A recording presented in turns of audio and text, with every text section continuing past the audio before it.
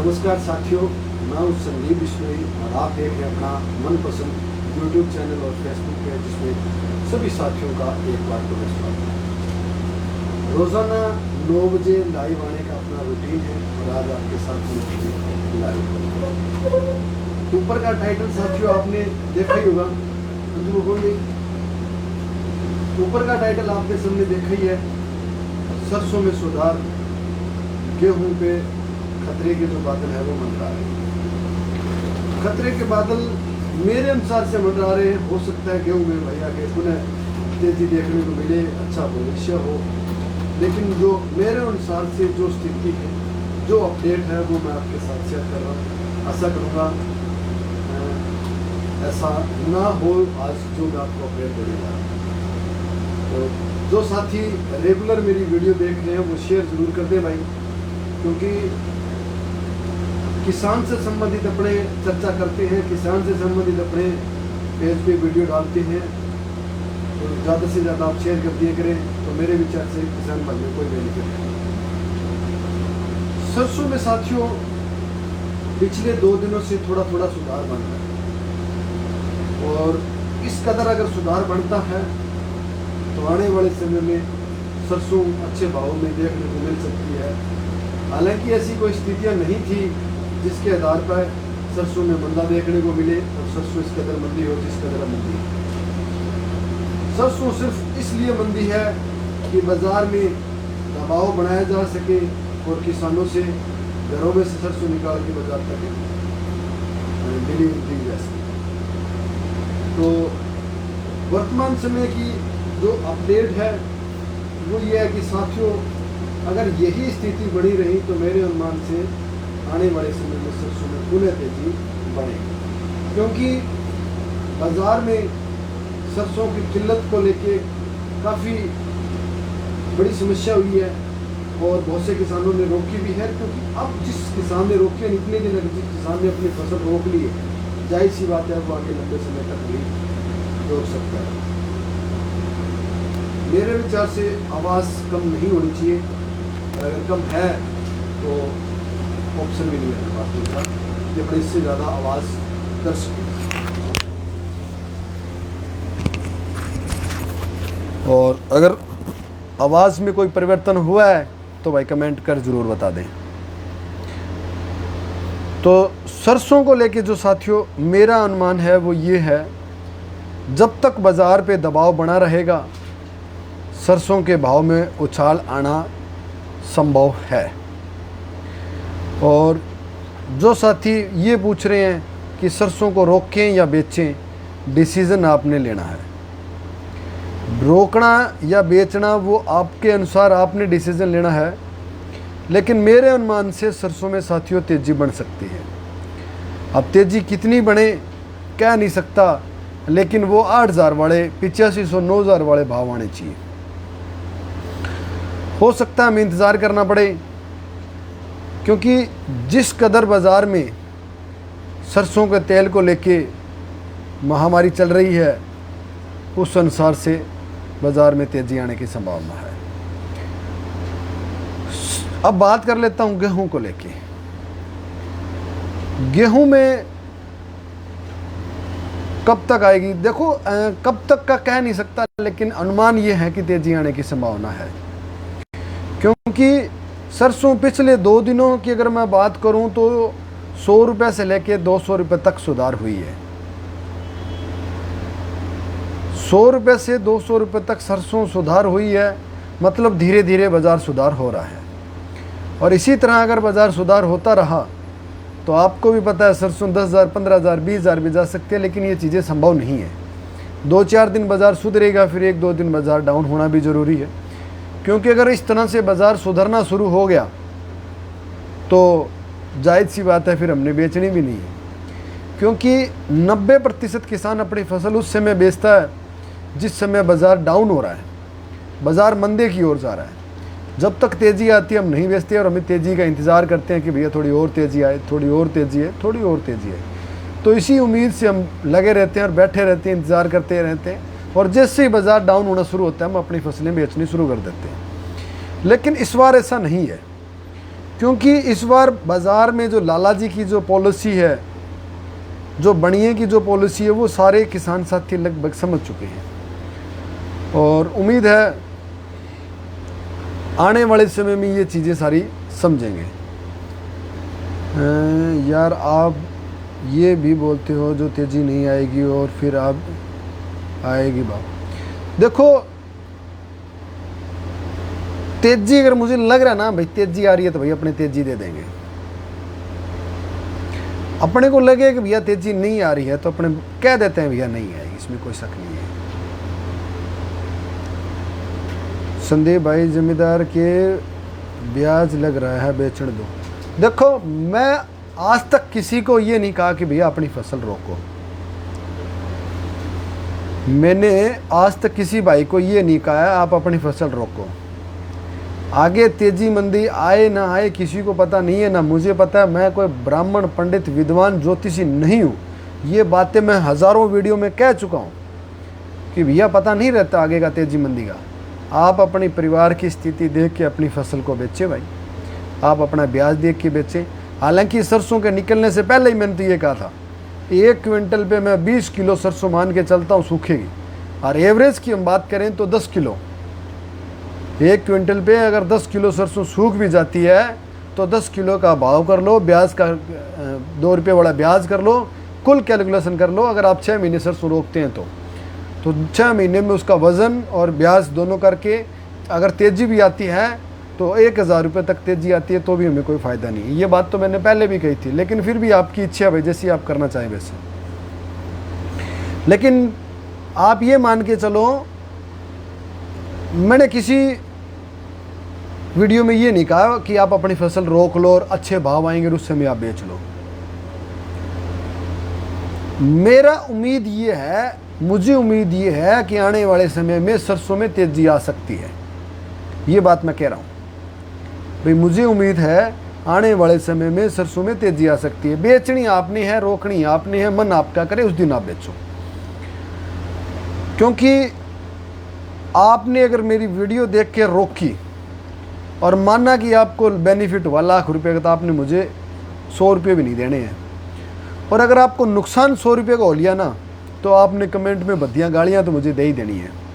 तो यार मैं क्यों गालियाँ लूँ, ऐसा मैं क्यों डिसीज़न लूँ जिससे आप मुझे कुछ कहें, आप मेरी तरफ उंगली उठाएं? ऐसा काम मैं क्यों करूँ? मेरे वीडियो पे शेयरिंग इसीलिए कम होती है, कमेंट इसीलिए कम होता है क्योंकि मैं स्पष्ट शब्दों में कह देता हूँ कि भैया मैं कोई ब्राह्मण पंडित विद्वान ज्योतिषी नहीं हूँ जो आगे का भविष्य देख के आपको बता सकूँ। आगे क्या कुछ होगा मुझे नहीं पता, मुझे कतई नहीं पता कि आगे क्या कुछ होगा। आपका प्यार सहयोग और सपोर्ट है, ऐसी बात नहीं है। लगभग जो बता रहा हूँ वो सही भी बैठ रहा है, ऐसी बात नहीं है कि नहीं बैठ रहा है, लेकिन गारंटी नहीं है वो कब तक सही बैठे।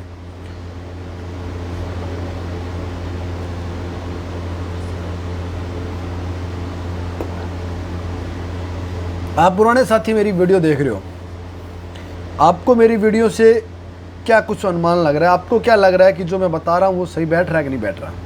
आप भी कमेंट के माध्यम से हमें ज़रूर बताएं।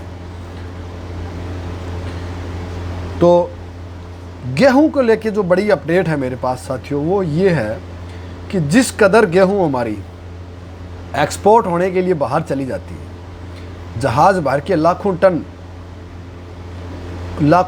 क्विंटल गेहूं हमारी बाहर चली जाती है।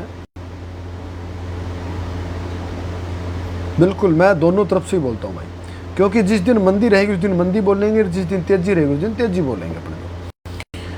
लेकिन मैं किसी भी साथी को ये नहीं कहता कि भैया आप अपनी फसल रोको, आपको घर गेहूं करे तो रोको, ना घर गेहूं करे तो आज ही बेचो। लेकिन सरसों में मेरे अनुमान से तेजी बढ़ सकती है। गेहूं में तेजी की जो चांसेस हैं वो बहुत कम है साथियों, क्योंकि जिस कदर हमारी लाखों टन गेहूं दूसरे देशों में जाने के लिए एक्सपोर्ट हो चुकी है वो वापस आ रही, क्योंकि हमारी गेहूं की क्वालिटी उन्हें पसंद नहीं है। मौसम मानसून है वो हमारे पूरे इंडिया में एंट्री कर चुका है। 20 किलो 1 क्विंटल कौन सूखा जी, देखो सूखने का जो भी आंकड़ा हो, कुछ भाई तो मानेंगे 20 किलो, कुछ 10 किलो मानेंगे, कुछ 2 किलो मानेंगे और कुछ 1 किलो मानेंगे और कुछ ना ही माने, उससे हमें कोई फ़र्क नहीं पड़ता। और वो मुद्दा हमारा नहीं है इस चर्चा में बात करने का। चाहे जितनी भी सूखे, लेकिन सूखेगी ज़रूर, चाहे जितना भी ब्याज लगे लगेगा ज़रूर। अब कुछ कहेंगे भैया हम तो खुद पैसे ब्याज पे देते हैं, हमें कहाँ ब्याज लगेगा, हमें तो नहीं लगेगा। तो वो सारी चीज़ें अलग है साथियों, पांचों उंगलियां बराबर नहीं हो सकती। जहाँ अंगूठा आके हमारा ख़त्म होता है ना, वहाँ से उंगलियां स्टार्ट होती है। तो भाई हर आदमी अलग अलग टाइप के हैं। तो गेहूं में जो स्थिति है वो ये है कि बड़े लेवल पे गेहूं हमारी बाहर जाके अगर वापस आ जाती है, और वर्तमान समय में संपूर्ण भारत में मानसून एंट्री कर चुका है और बारिश होने वाली है, और जिस कदर गेहूं बाज़ार में खुली पड़ी है और बारिश आती है तो आप सबको पता है कि गेहूं ख़राब हो सकती है। गेहूं एक ऐसी चीज़ है, अत्यधिक बारिश आने से ख़राब हो सकती है। और जिस कदर कांडला पोर्ट के हमने पीछे वीडियो देखे हैं, पुरानी वीडियोस तो देखी हमने, तेजी में आप ये बोल करो कि बेच दो। देखो मैं तेजी में भी ये नहीं कह सकता कि बेच दो यार, बेचना आपने डिसीजन लेना है। हो सकता है उससे ज़्यादा और तेजी आ जाए तो फिर आप कहो यार हमें तो मरवा दिया आपने, उस दिन हमारी फसल बिकवा दी। क्योंकि जिस समय नरमा 12,000 रुपये बिक रहा था ना, उस समय मैंने कहा था साथियों सही समय है नरमा बेचने का, और फिर नरमा 13,000 तक चला गया। फिर मेरे पास कमेंट आए, फ़ोन आए, बोले भाजी थे मरवा दिया यार, पूरा 1,000 रुपया घाटो आ गयो। तो ओलंबा किसको मिला? मुझे मिला ना। हालांकि ऐसे में मेरे पास बहुत सी कॉल आई, भाई बचा दिया, वास्तव में न्याल कर दिया, और अपने को एज ए गिफ्ट के तौर पे 2,000 रुपये भी मिले, ऐसी बात नहीं। किसी ने भाई ने 100 डाले हैं, किसी ने 200 दिए हैं, किसी ने 500 दिए हैं, 2,000 रुपये भी अपने को दिए हैं उन भाइयों ने दिए जिन्होंने अपनी वीडियो देख के अपनी फसल बेची और उन्हें लाभ हुआ, ऐसी बात नहीं है। तो मैं ये नहीं कहता कि आपका सपोर्ट और प्यार नहीं है, लेकिन खूब है, लेकिन फिर भी मैं ये कतई नहीं चाहता कि एक भी व्यक्ति मेरी तरफ उंगली करे, किसी भी व्यक्ति को मैं भ्रमित करूं, किसी भी व्यक्ति को मैं गलत दिशा दूं या गलत गाइडनेस करूं, संभव नहीं है। तो जो अब स्थिति है गेहूं को लेके, इस समय साथियों गेहूं की जिस कदर वहां पड़ी है, तो वहाँ गेहूं खराब हो सकती है अगर अच्छी बारिश आती है तो, क्योंकि वहाँ ऐसी कोई व्यवस्था नहीं है जिस पे गेहूं में ढका जा सके, गेहूं को लेके अपने सेल कर सके। बड़े उद्योगपतियों के लिए छूट थी कि आप उसको व्यापार कर सकते हो, छोटों को छूट नहीं थी, और कुछ बड़ों की जो छूट है उनके साथ भी इस तरह से हुआ है।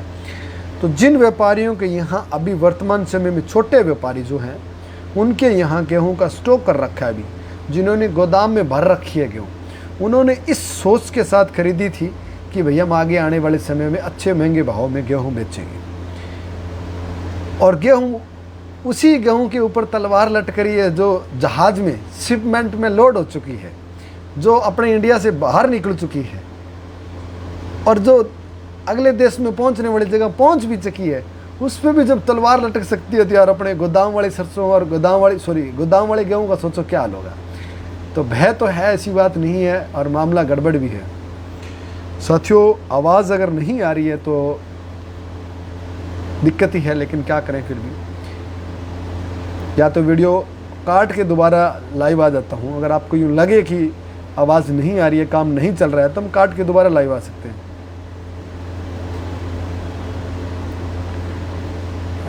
आप कमेंट कर सकते हैं, अगर वॉइस नहीं आ रही है तो हम वीडियो को काट के हम दोबारा लाइव आ जाते हैं, ताकि आवाज़ क्लियर आ सके। हालांकि मैंने माइक लगा रखा है आवाज़ क्लियर के लिए, लेकिन आवाज़ किस टाइप का है, कट रही है या अन्य कोई साउंड या शोर शराबा हो रहा है। तो गेहूं की जो स्थिति है वो साथियों वर्तमान समय में बड़े बड़े गोदामों में छोटे व्यापारियों ने लगा रखी है, और उन्होंने ये सोच के लगाई थी कि आने वाले समय में जब तेज़ी आएगी अपने बेचेंगे, और तेज़ी के जो चांसेस हैं वो बहुत कम हैं। और बड़े व्यापारियों के पास गेहूँ भी पड़ी है, तो जिनके पास गेहूँ पड़ी है उन्होंने ये सोच के ली थी कि हम 3,000 बेचेंगे, 2,700 बेचेंगे, 2,600 बेचेंगे। अब दिक्कत आ गई ना। तो अब जिनके यहाँ गेहूँ है वो ये नहीं सोच सकता कि भाई अपने और ख़रीद के स्टॉक कर लें। मुझे तो नहीं लगता कि वो ये सोच के और खरीद गया और स्टॉक करेगा। तो अब और ख़रीद के स्टॉक नहीं करेगा तो जाहिर सी बात है कि किसान वाले जो गेहूँ हुआ महंगे दाम में नहीं बिकेगी। लेकिन फिर भी गेहूँ की किसान की जो महंगे दामों में आज भी बिक रही है। आगे पीछे आ रही है भाई, आगे पीछे आ रही है तो कोई इलाज नहीं है, क्योंकि हो सकता है कोई नेटवर्क प्रॉब्लम हो। तो थोड़ी जो समस्या गेहूं को लेके आ रही है ना, वो समस्या मुझे यूँ लग रहा है कि अब सही रहेगी और इसी स्थिति की रहेगी। क्योंकि जिस व्यापारी के पास पहले से गोदाम में भाई गेहूं का स्टॉक पड़ा है और उसकी बेचने की चिंता हो रही है, भाई मैं इसको कहाँ बेचूं, तो फिर आप ये बताओ कि आदमी और खरीद के क्या करेगा।